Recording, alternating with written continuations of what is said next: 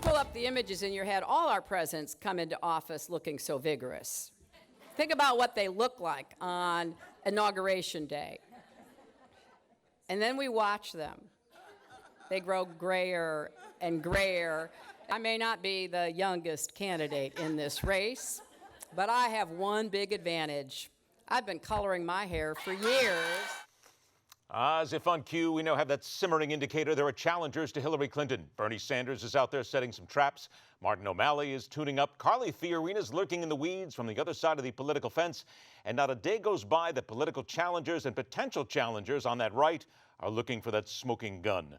Load the chambers. Let's see what we have here. Let's welcome Washington Examiner investigative reporter Sarah Westwood and Weekly Standard staff writer Michael Warren. Thank you both for joining us. And Sarah, I'm going to begin with you because in the Examiner, the headline on your article, Clinton Foundation hit with racketeering lawsuit. Sarah, here we go. Put some weapons in this chamber here. Is there any real smoke going on here, or are we still just basically dealing in fluff to get Hillary Clinton?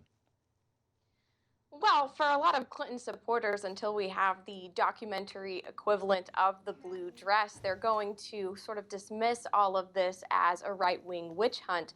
But there certainly is evidence of a pattern of checks coming into the Clinton Foundation, checks going to Bill Clinton for speaking fees, and then favors and preferential policies coming out of the State Department while Hillary Clinton was secretary. That is what is the focus of this lawsuit, as well as we've heard for the past couple of weeks, the State Department resisting the Freedom of Information Act in a number of different cases. And so since this case is in the early stages, we'll just have to wait and see if this is going to be the thing that uncovers the next smoking gun. All right, Michael, let's get to you because here we are. We're talking about that, the racketeering lawsuit. We have State Department. We have emails. We have the Obama administration involved. Really, every single day we seem to wait for that smoking gun to be there. Is there any indication that any of this is actually going to be the one thing that the GOP and all those challengers can latch on to?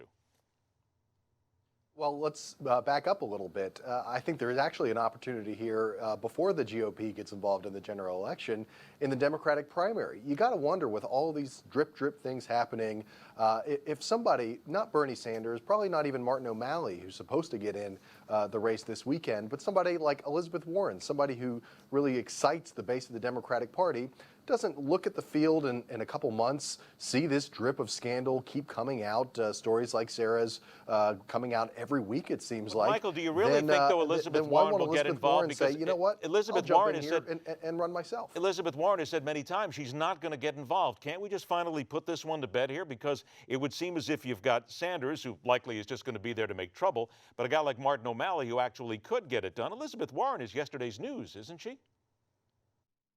No, I don't think so at all. In fact, I think she's the future of the Democratic Party. She's where the base is on a lot of these issues, sort of economic populism from the left. I think she really excites people in a way that Hillary Clinton doesn't. In a lot of ways, Hillary Clinton is old news, not Elizabeth Warren. Now, she says she's not going to run and that she won't be doing this in 2016, Elizabeth Warren, that is. But look, I mean, if the opportunity's there, these politicians are very good at jumping at any of those opportunities as they arise. Sarah, I only got about 90 seconds left. I want to split a question here. I'll get to you first. Isn't it just fair to say, though, that Hillary Clinton's out there? She's not talking about issues. She doesn't care to talk issues. She talks hair color because the Clintons are just not afraid of anything anybody will throw at them. Well, it's important to keep in mind that it's so early in the campaign that her strategy of allowing this to sort of blow over, hunkering down and weathering this scandal has worked in the past for the Clintons. It's not a bad strategy from her perspective, but the longer she waits to give substantive answers to these allegations, the higher the stakes will be when she finally does address these charges against the foundation, and she will have to do that at some point. A quick comment from you before I turn it over to Michael for the last word here, but do you think that Carly Fiorina is a real, honest challenger if she would come in and get the Democratic or the Republican nod?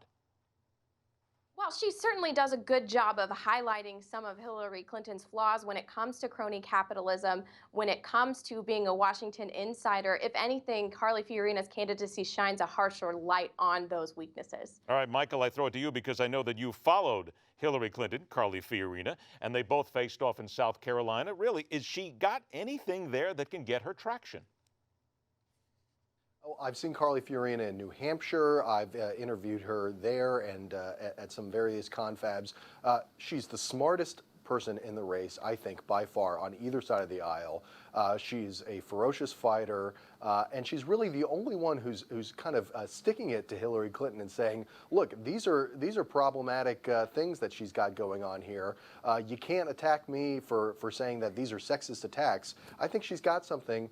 It's just a matter of, can she marshal enough support from the grassroots to really make an entry into some of these early debates. Right now, her polling just doesn't bear that out, and she's going to be sitting on the sidelines. She needs a big boost. As long as she doesn't come out and then start to go after hair color like Hillary Clinton, I think everything is going to be just fine. From there, we'll do that. Michael Warren, Sarah Westwood, thanks so much for joining us. Great articles by you both. We'll talk to you again soon.